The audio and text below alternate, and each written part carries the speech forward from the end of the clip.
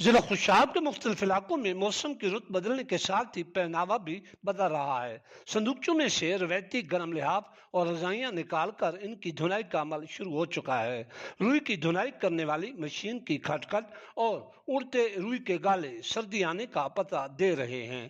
ان روایتی بیلنوں پر اب جہاں رضائیوں اور لحاف اور گدے دھمکوانے کے لیے رش بڑھ رہا ہے، وہیں سرد ہوائیں چلتے ہی علاقہ بھر میں روئی کی رضائیوں اور گدے تیار کرنے والے کاریگروں کے کام میں بھی تیزی آ رہی ہے۔ گرم لحاف اور گدے پہنچائے جا رہے ہیں۔ روئی پینجنے والے بیلنوں پر جہاں روئی کو رضائیوں سے نکال کر پھر اس قابل بنایا جا رہا ہے تاکہ سردی کی شدت سے بچا جا سکے، زیادہ تر لوگ پرانے گدوں اور رضائیوں میں مزید روئی بھروا رہے ہیں اور انہیں نیا بنوانے کے لیے آرڈر بھی دے رہے ہیں۔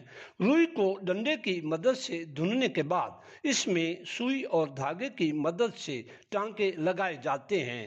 کاریگر آرڈر پورا کرنے کے لیے ایک دن میں کئی گدے اور رضائیاں تیار کر لیتے ہیں۔ شہریوں کا کہنا ہے کہ سردی کی شدت بڑھ گئی ہے، اس لیے پرانی رضائیاں اور گدے تیار کر رہے ہیں۔